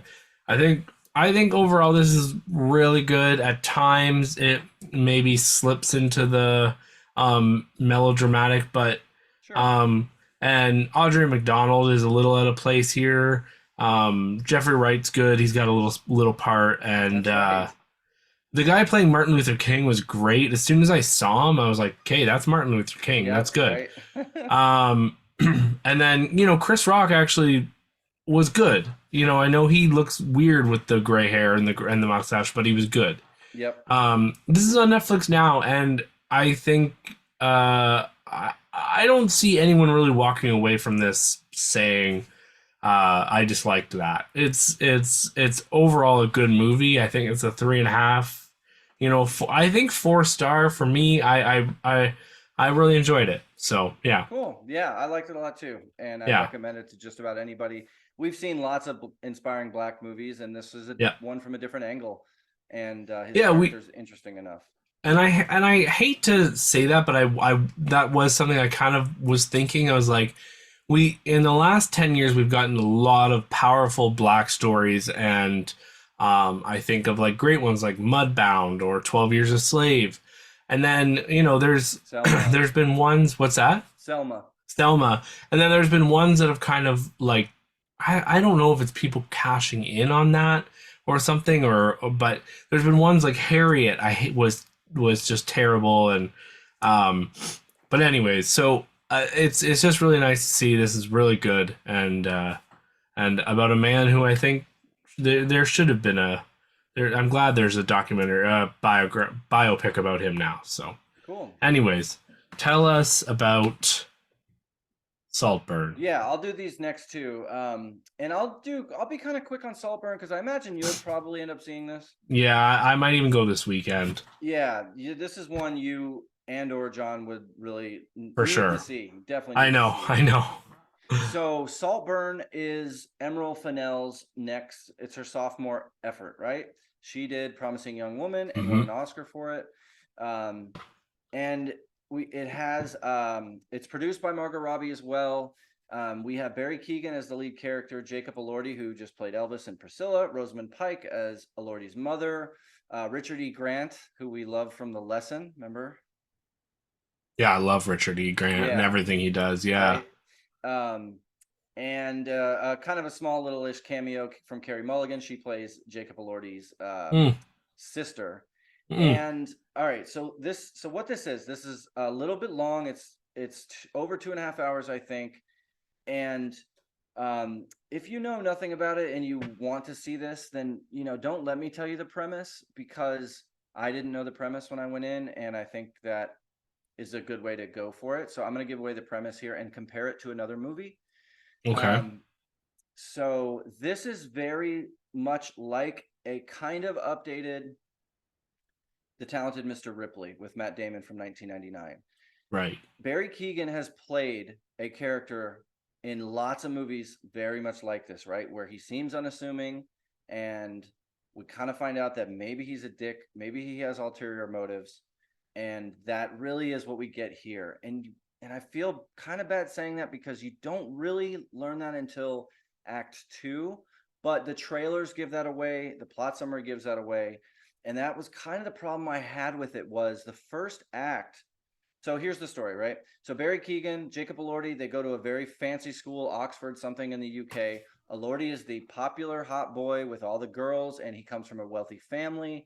And Keoghan says he is the poor kid. His dad and parents were into drugs. He's here on scholarship. He's a nerd.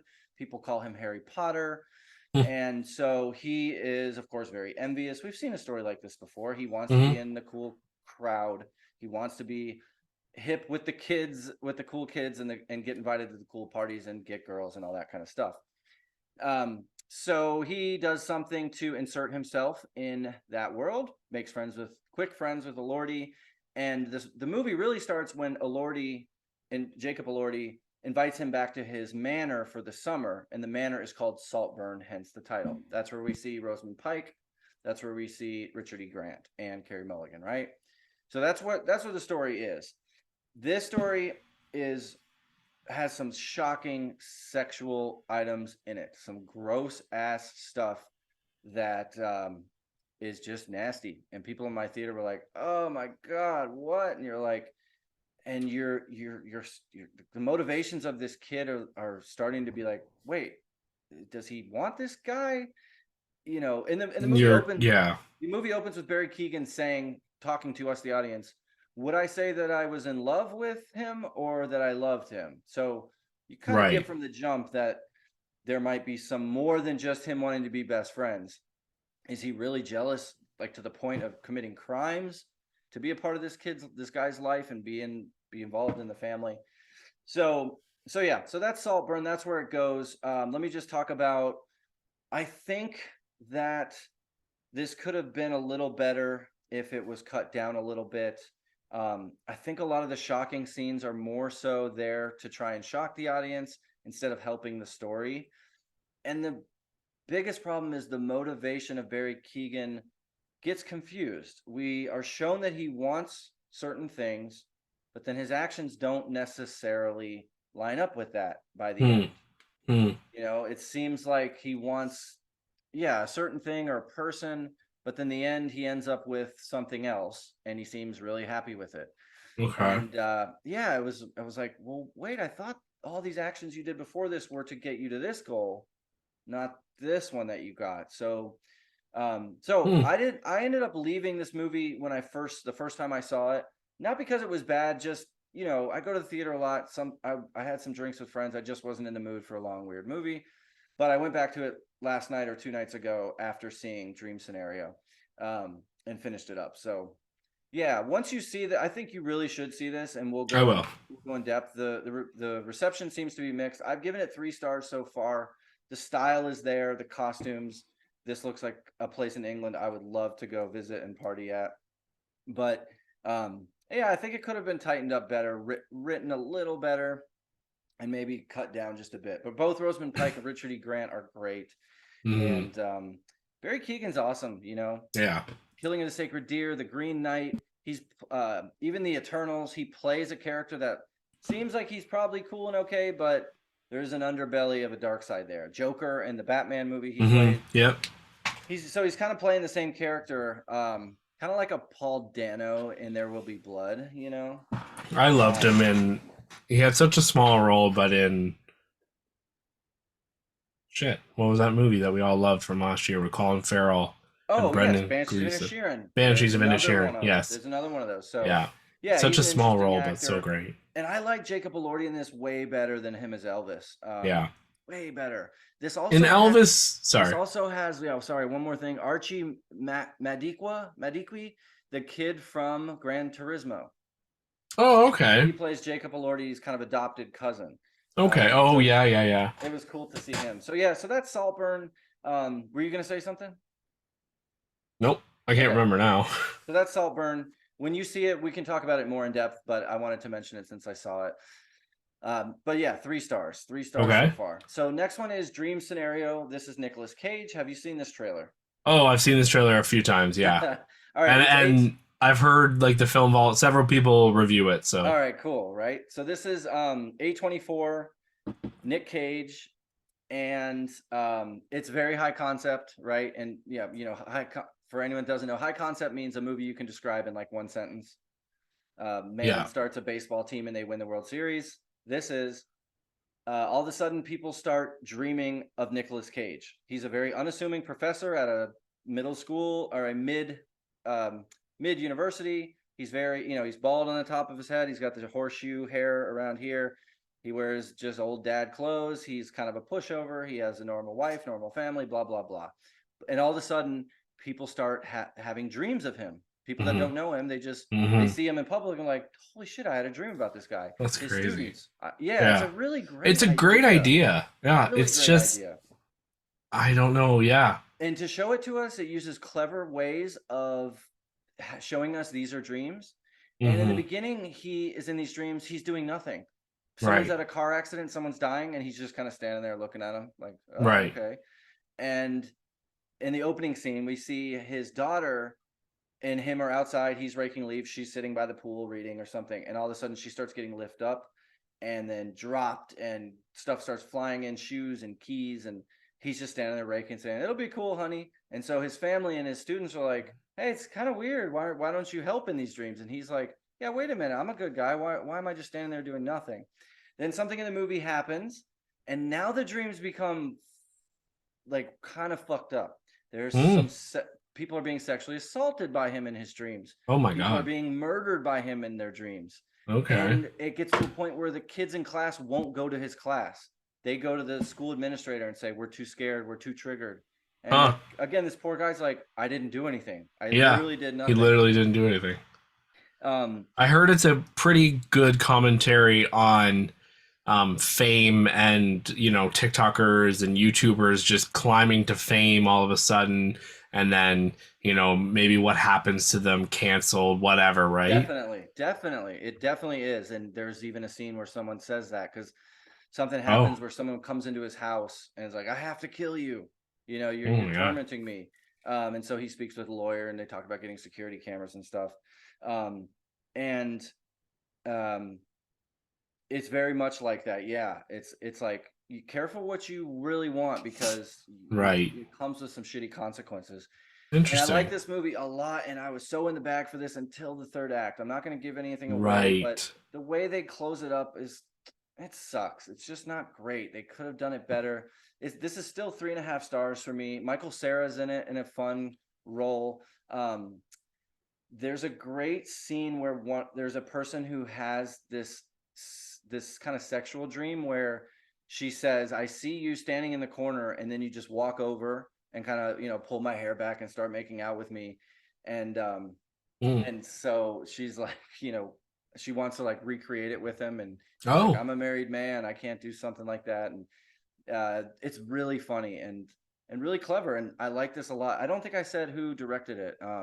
a lot of good humor in it then. Like Yeah, you yeah, laughed a few times. I laughed quite a bit. Oh, Krista okay. Borgley directed it, and yeah, I was like really in on this for the early parts, for the first 2.5 acts. Mm.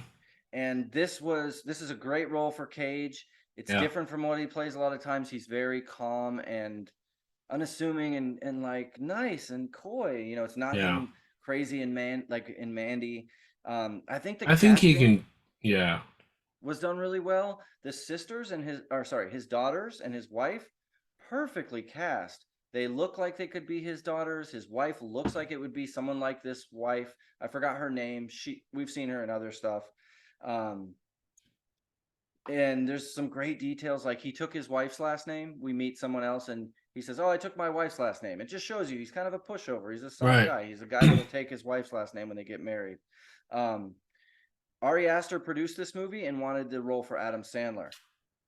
Would have worked, I think. I think Not from what I know about it. it definitely would have worked. But he plays a man named Paul.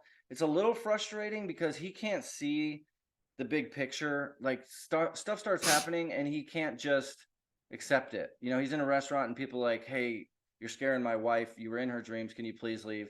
He puts his foot down and says, "No, why should I leave? I didn't do anything." Instead of, a normal person would, of course, be just devastated by that, but they might say like, "All right, fine, I'll leave the restaurant." Make a Hmm. public apology. His wife says. He says, "Why? I didn't do anything." It's like, come on, Right. dude, you got to get this. So, um, Oh, that's interesting. yeah, definitely check it out. It's written, directed by the same guy, and written, directed, edited Oh, by this same guy, Christopher Borgley. I haven't seen anything else he's done, but he has done a few other movies. So that's Dream Scenario with Nick Cage. 3.5 stars, really good. Just the ending falls off, and I don't want to penalize it too much for that. So yeah, Dream oh. Scenario. It's honestly, I'm looking forward to it more than Saltburn. I don't know why. It's just the setup is just so great to me. It's the best Um, premise. How have we not had? yeah. Maybe there has been one like this, but I haven't heard of Um, a movie like that. the one thing I was gonna say, did you know that Emerald Fennell played Midge, the pregnant Barbie in Barbie?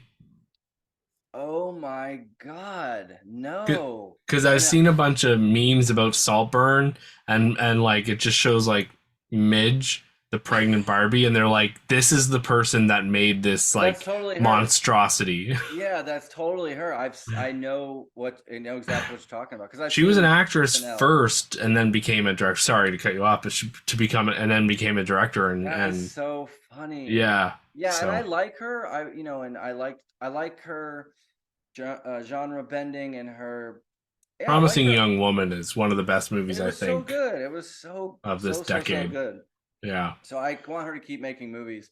And it's hard to make a movie after your first one gets you an Oscar. You know, it's for like sure. Yeah, for your writing. expect Yeah, talk about expectations. So, yeah. all right. So tell us about Elemental. Yes, You said I'm you gonna watched. I'm gonna kind of run through some movies I watched while I was sick, ones that I've been meaning to catch up on. Number one is Elemental.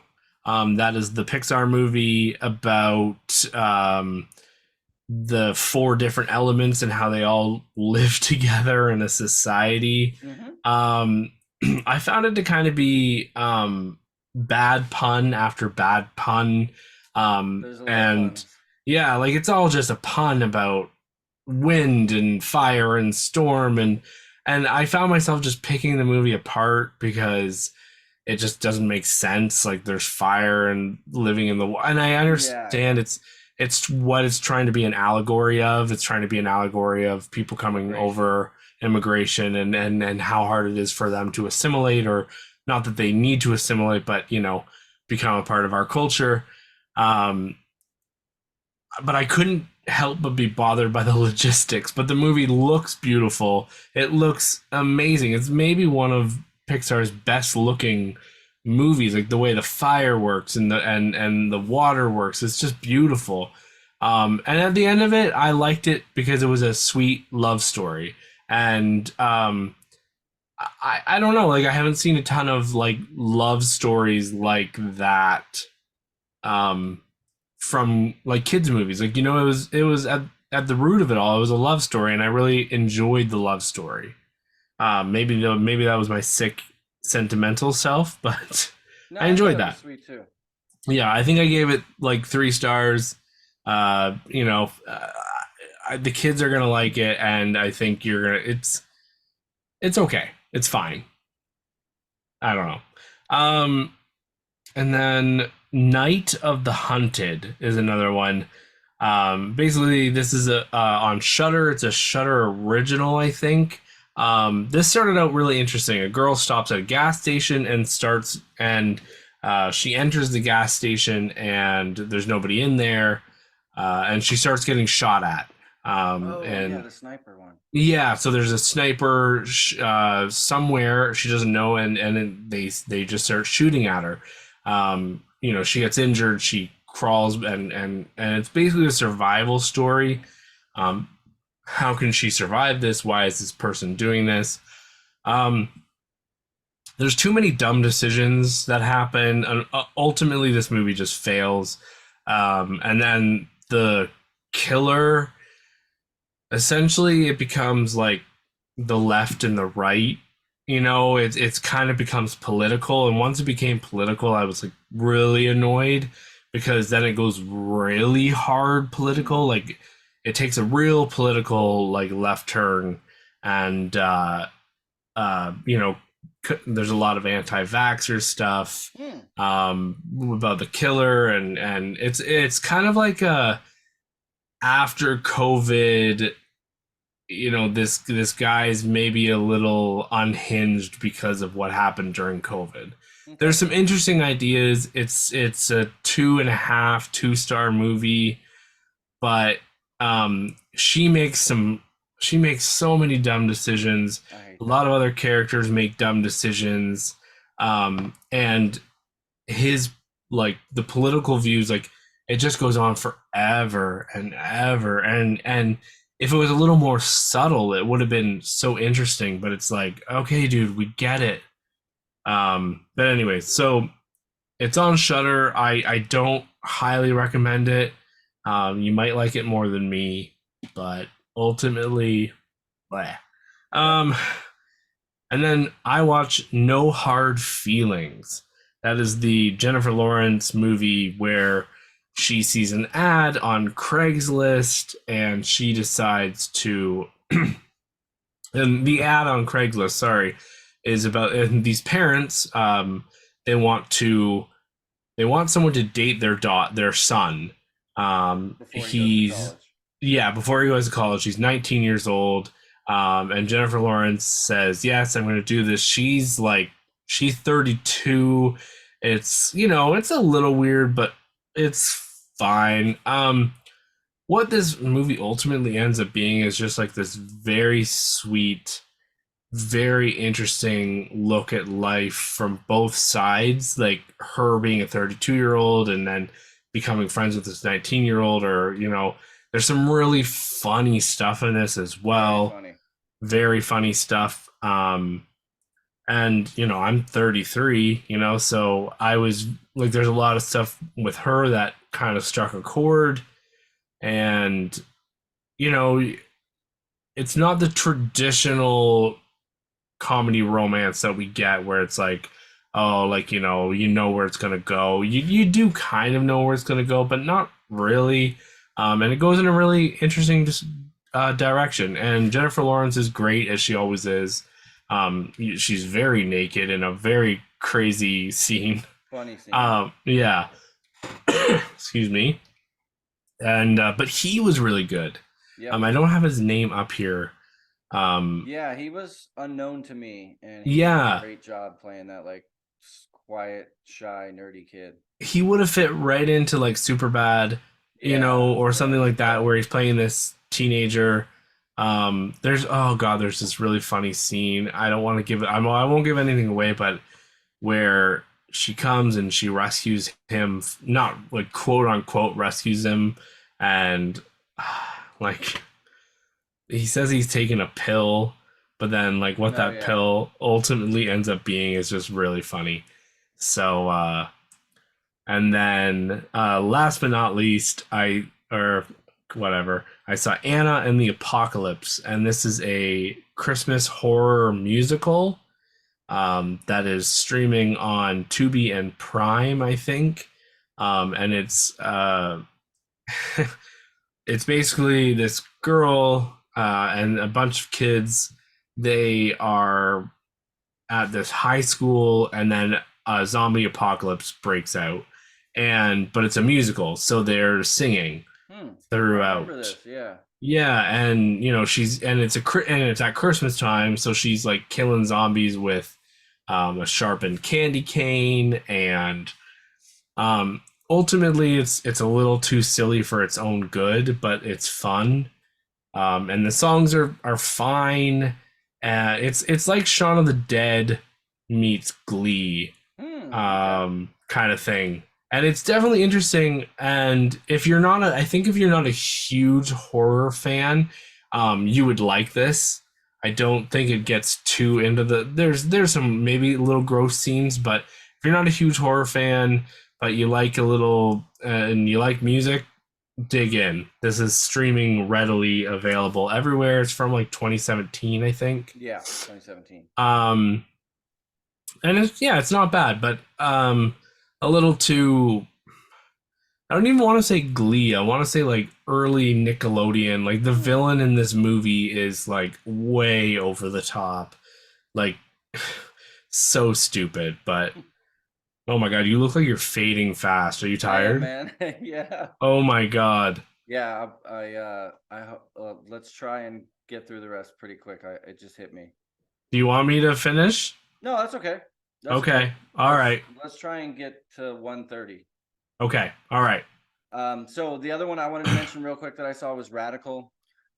This one I wasn't gonna see. It'd been in theaters in a while. It's Eugenio Derbez, Mexican comedian. He's very famous in Mexico. But I saw it. I absolutely loved it. This is a 4-star movie. It's Oh. Yeah, yeah, it's really really great. You know going in kind of what you're going to get. He is in a Mexican border town that is near the south of Texas. It's super poor. Nobody cares about this town, these people, the cartels run wild around there, and he goes in with a radical style of teaching to try and help these kids. The kids are adorable, well cast, they act well. You have one kid who's at risk of being swallowed up by the cartels. You got Mm. one girl who has a really shitty home life, but she's super smart and she is basically the mother. And then you got one girl who has no future because she lives basically on a trash pile, and her dad herds goats for a living. And it's just really, really sweet. It's so sweet. I would watch it again. Oh. It's a It's got an heartstrings. 8.1 out of 10 on IMDb. Holy That's crap. very high. That's really So high. And on 3.9 on Letterbox. So wow. Yeah, I gotta, I yeah, don't know how you couldn't like this. Eugenio Derbez is he's just great. He's very funny. It's just infectious of it's good feeling infectious. So that's Radical. I would highly recommend it. yeah, sleeper hit. I gotta watch this. It's Definitely. just in theaters, you said, but like I think it hopefully probably streaming just soon. left theaters. Yeah, it was Yeah, there and it did well on one of its posters. It has the festival icon. yeah, I see that. It's Like it got already an award at one of them. yeah. So I can't remember which one it was, but yeah, it's really good, man. Radical. It's just sweet. Sundance, it was a winner at Sundance, That's right. festival favorite. So Festival that's favorite. cool. Yep. Yep. Yeah. Very, Your very aunt good. told you to watch this. She said you have to watch this. Yeah, my I was talking to my aunt and she was like asking me about movies because she knows what I do, and she was like, what about Radical?" And I'm like, "Oh, I was gonna skip that." And because she mentioned it, I'm like, I have to go see this. So I drove pretty far out of my way to a theater that still had it. But I'm really glad I did. I'm so glad I did because it's Yeah. damn good. It might even be in my top 10. We'll see. It was just really, really good. Interesting. Just That's so good. like heartwarming and good feeling, and yeah, you just hope for these kids and you love teachers like this, so it's good. And it doesn't do the thing where, like, you know how usually in bad schools where their teacher comes in, the principal is always the bad guy, and but the principal in this isn't bad. He wants to do well too, so it's not like the typical antagonist, you know. Okay. Um so a brighter summer day. This was assigned to us by our Patreon listener Matt Volts. Um, we are going to talk about this more when Ant sees it. He does want to see it. He's got a touch of the ADD. Sorry, I don't want to throw you under the It's bus true. there, but I know a 4 hour movie is harder for him. Yeah, This Matt, is I'm sorry I didn't see this yet. I don't have an excuse. I've had a month. I did go well, to I did go to watch it recently, and I didn't notice that it was 4 hours. I thought it was three. But I'll have this watched by the next episode. So go ahead. Well, no stress. It's based on a true story, primarily on a conflict between two youth gangs. A 14-year-old boy's girlfriend conflicts with the head of one gang for an unclear reason until finally the conflict comes to a violent climax. There wasn't anybody I really, could point out in this movie. Um, it's epic, and it's made in 91, and it's uh I think it's one of these ones like we look back on. Oh frick, it's Vietnam, Korean. Now I can't remember, but like Korean cinema is having such a Big time. huge resurgence, Korean and Asian, and I think this can be looked back as like one of the um like pinnacle of where that started and one of the greater movies. And I really want to thank Matt for bringing it to the show. It Yeah, a lot of the is, critics I follow have this super highly rated, and this is yeah, one I had never heard of. same here. I think is it Vietnamese? Let me look it up. Yeah, it is Vietnamese. Okay. It's sad because it was selected for Best Foreign Language at the 64th, but it was Academy Awards, but it was not nominated.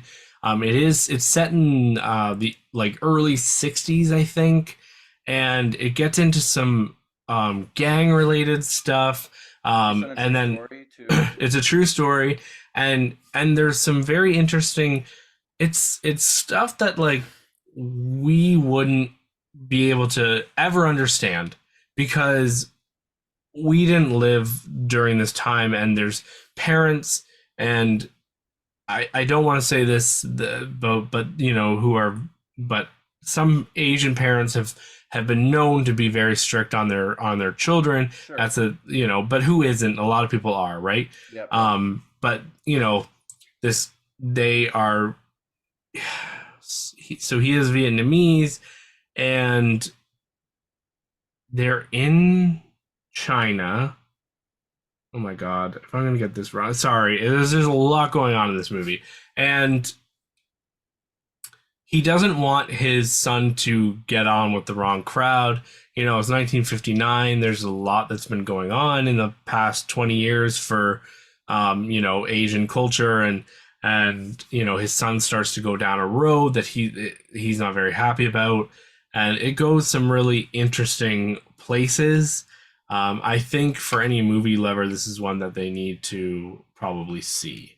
Yeah, Um, it looked like there was like parallel, or it looked like at least the movie was trying to draw a parallel between the political situation that's going on yeah, and the kid political situation that's going on, and like yeah, their struggles being compared to the country's struggles, or what the nation is going through at the time. It seemed like that's what was and it happening.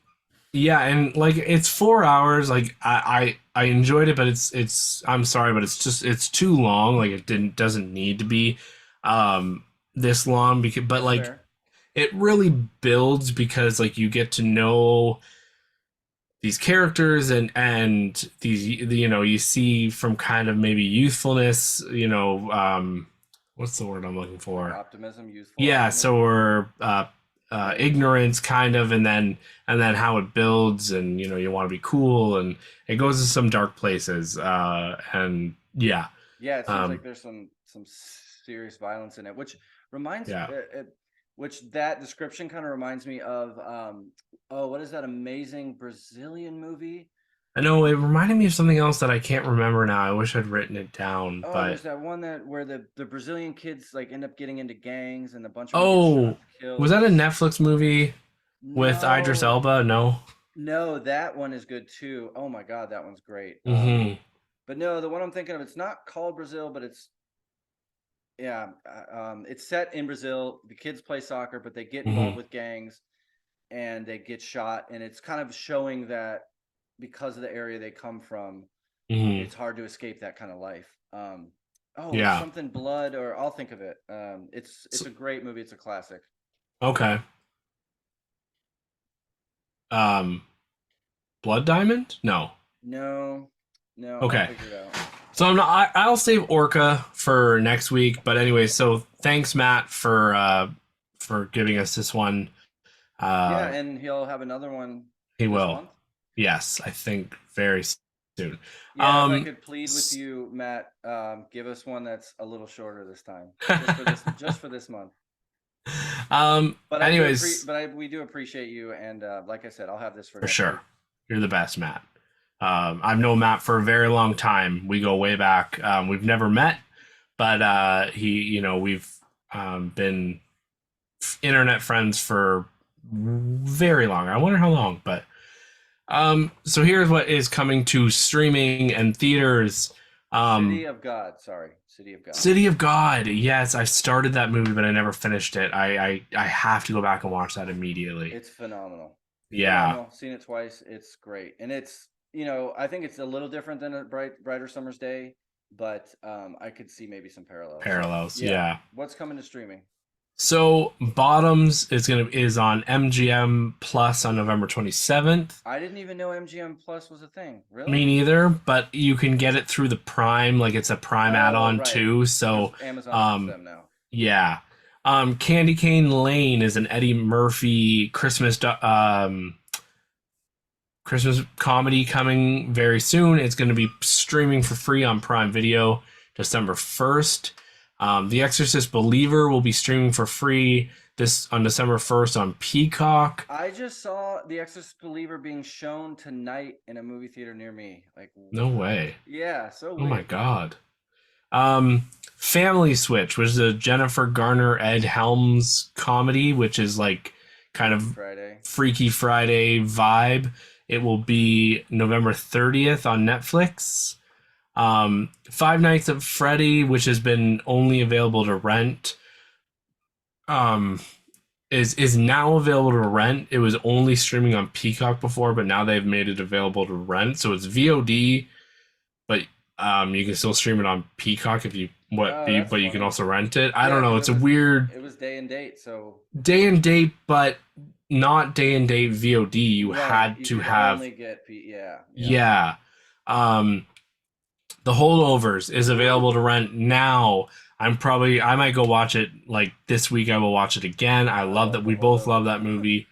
Indiana Jones and what was this one called? Dial The of Dial of Destiny. Destiny. Hits Disney Plus this This weekend, Friday. December I can't believe 1st. it's just now coming to Disney Plus. Isn't that wild? I thought it had already hit, but Yeah, me you too. This movie yeah came out in what, June, July? yeah it was yeah Crazy for it to it come this long. it is crazy. And then the movie you just talked about, May December with Julianne Moore and Natalie Portman. It'll be on Netflix December 1st. The Lesson, which you and I kind of Cool. enjoyed, I Richard liked a Grant. lot. Yeah, Maybe me more than too. you. Yep. Paramount Plus this weekend. Freelance, well, which is the John Cena, Allison Allison Brie. Brie movie. Yeah, It's on action VOD comedy. now. Yep. What's What Comes Later?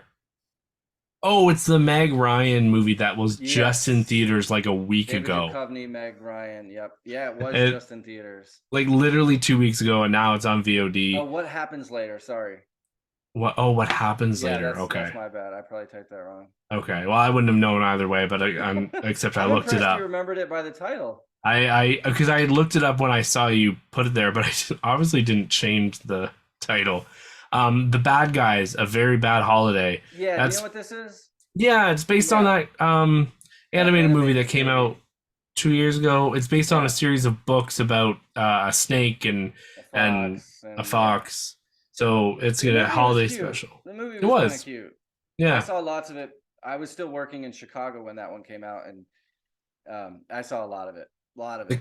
the kids really liked it. My boys really liked it, so I'll show them this. It's a holiday movie on Netflix this weekend. It's probably gonna be a short thing, but Yeah, anyways, that kind of like the Guardians of the Galaxy one, maybe.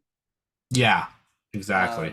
So What's coming then to theaters? coming to theaters, some more exciting looking, fall schedule stuff. So coming to theaters, Silent Night. I know you've probably seen this poster, heard of it. This is Joel Kinnaman. Yeah. This is kind of, I think it's produced by the same people that did, oh, what was the one last year? Deadly Night? Oh, Deadly, with yes, the with guy David Harbour. David Harbour, yes. I think this is similar to it. A grieving father enacts his long-awaited revenge against a ruthless gang on Christmas Eve. So It this has is, a very like Transporter or John Wick vibe, yeah, the kind of. poster is a Christmas background and Joel Kinnaman holding a gun up to his lips like this, looking super Right. Oh, he's very serious. So that's coming Thursday.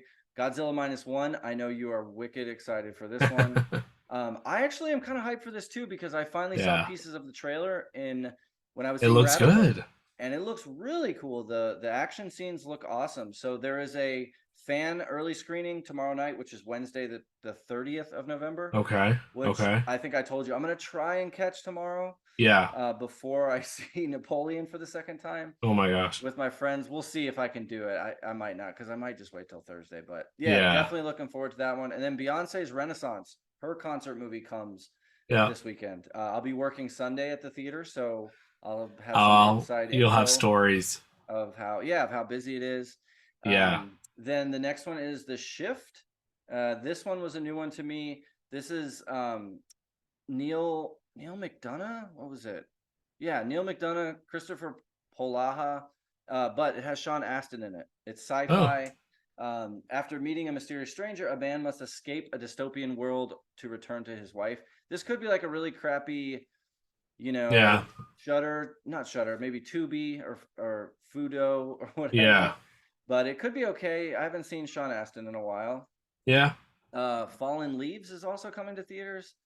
This is another one that's got a TIFF award. It got a Toronto award. This is based in Helsinki. Two lonely souls in search of love meet by chance in a karaoke bar. Hmm. However, their path to happiness is beset by obstacles.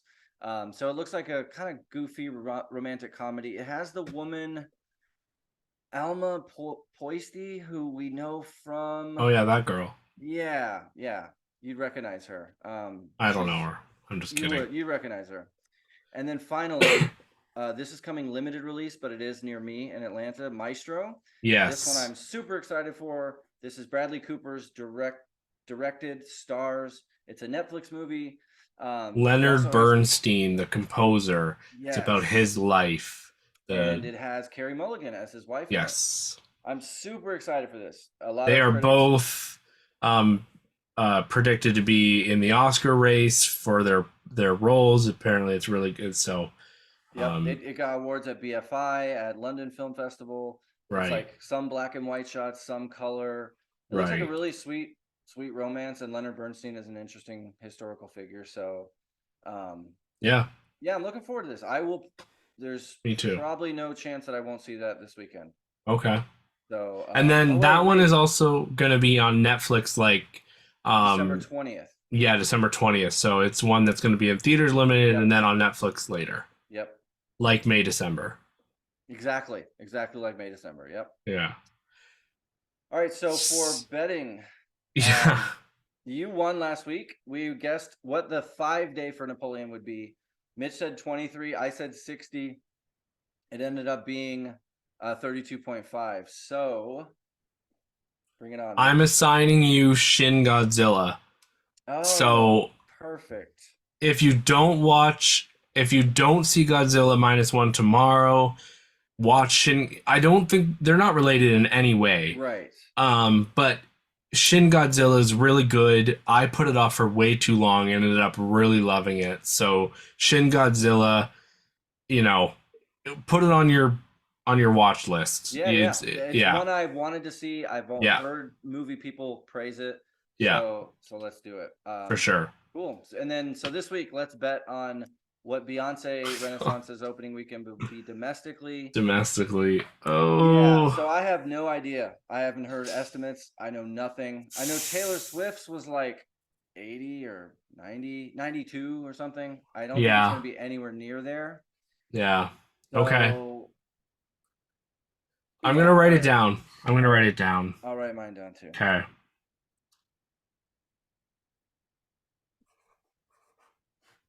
All right, ready? What happens if we write the same number?